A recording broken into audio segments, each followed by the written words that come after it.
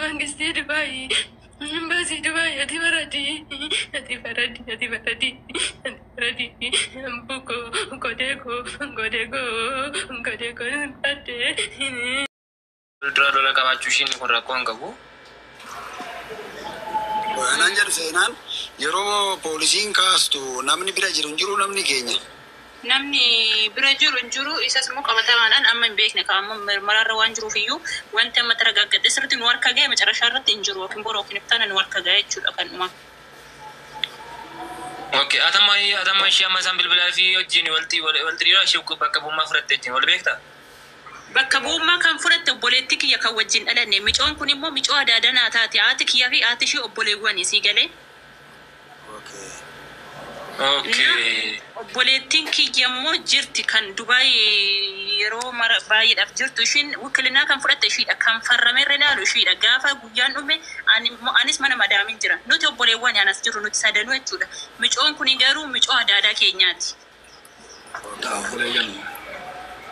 Kanaafiyyuu ishiin amma takataattalaati jirtu kun obboleettiin kiyya boru yookiin iftaan kan dhumaantinedha in dhagnaa reeffarree kan laallu ta'a jechuudha nu eeyyamame waan ta'eefiyyuu dhufuu dandeessu guyyaa sanatti hidhameera reeffarree kan banamee laallee ishiin farramti jechuudha obboleettii kiyya kan wikilinaa fudhatee takataattalaati jiru. Akkas taanaan bakka dubbinoon ulfaatu wanti deebisee immoo odeeffannoon karaa maallaqaa jedhanis waan tokko jira ture isin gaafataniiru. Karaa maallaqaa jechuun akkam? Maallaqa tokko tamma dhufee birrii nu gaafatanii jiree ture amma. Birrii amma ofiin of ejjeesteennaan birrii hin gaafatu garuu immoo birrii yoo gaafatanii iffarraminaayii jedhanii warri imbaasii Itoophiyaa wajjinis haasaati waan jirruuf iyyuu kun rakkina hin qabu birrii akka gaafataniif akka hin gaafanne immoo yookiin boruuf yookiin iftaan beekna jechuudha. Malee ammatti birrii isin hin gaafanne jechaadha? Ammatti birrii hin gaafanne ammatti jechuudha. Okay.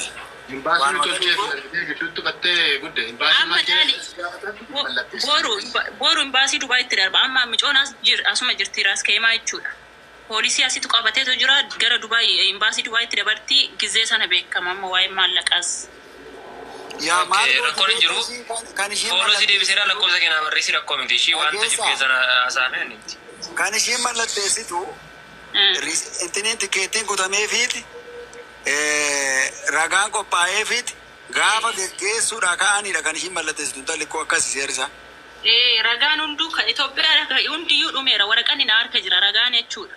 No kan biyyaa siin jechaan jiru samma obboleessan talaanaa bilbilee irraa finatti meerasa. Isa utuu kanasi akkasuma. Kanasi kan siin biraayyuu tikeettii kutaniiti ragaa siinii qopheessaniiti reefa geggeessuudhaaf gaafa ka'an siin waamu siinii. Ni kanumaaf nuti uyyuuntinenne kanumaaf taragaaggaane si galee gaaf sana ragaa qabatamaa sirriitti kan nuu kennamu gaaf sana jechuudha. Riikaardiin ishiin haasoftirree hundi baasisaati jirra waan ta'eef iyyuu kanaaf amma ergixanyaan taane baay'inaan. Bakka rakkoon hin jiru keessaa ol bannaa silkii kee naa barreessi. Anko immoo WhatsApp irraa fudhadha lakkoofsa koo WhatsApp irraa jira waan ta'eef jechuudha. Profaayilii jala jira lakkoofsa. Amma jarri kun tinidha beekta firooma walirraa qabna nama qoradheera. Warra paaster guddataa maannu paaster Baqqalaa guddataa fira naan jedhe mijaanatti meera. Nu waanillee akkasii obboleessi biyya maatii keessan keessaa fuudhee nullee nuti fira kanaafuu wal hubanna obboleessa bilbileera jireenyaan naa kennee ta'u haasofsiiseera waan gochuu qaban akka itti meera sattis innis hin bilbilaa isinii bilbila jechuudha obboleessi intala. Jechuudhaan jechuudha.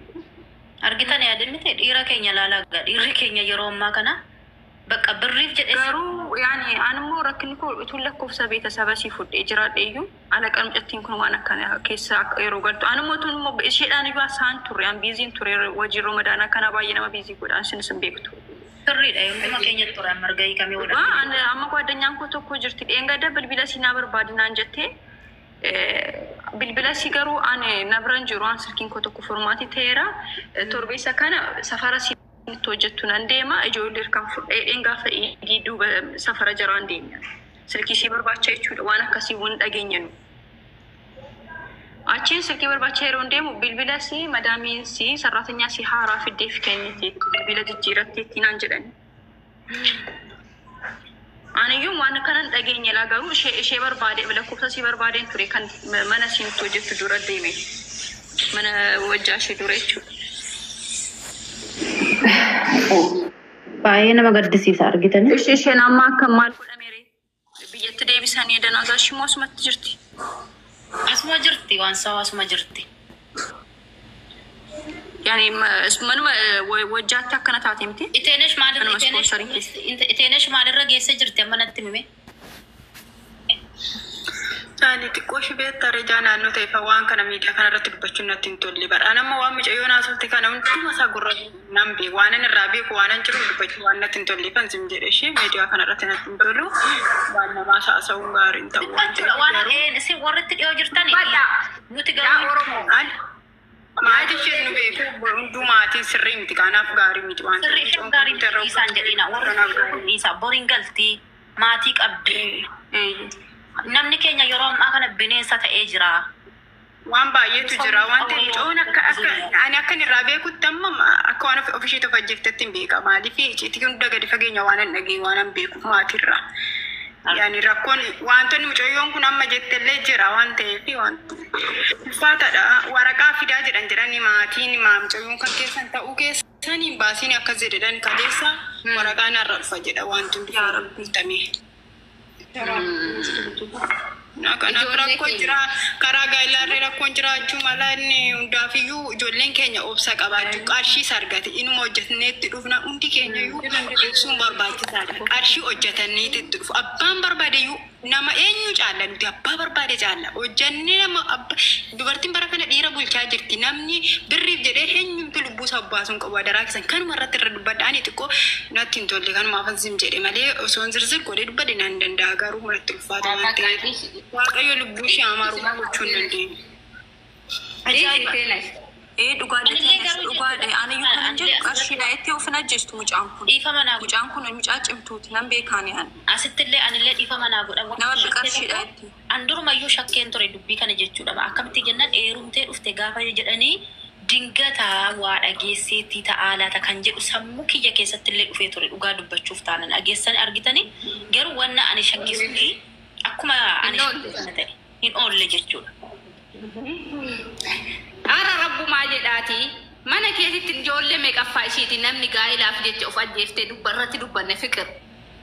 Mana kee kana keessatti ijoollee meeqa mee rabbumaa jedhaati ilma dhiiratiin jiraatinaa haa galabbaxamu haa du'u ati qulaa malee hin jiraattu biyyoo nyaadha maal ijoollee keenya hillimaa jiru.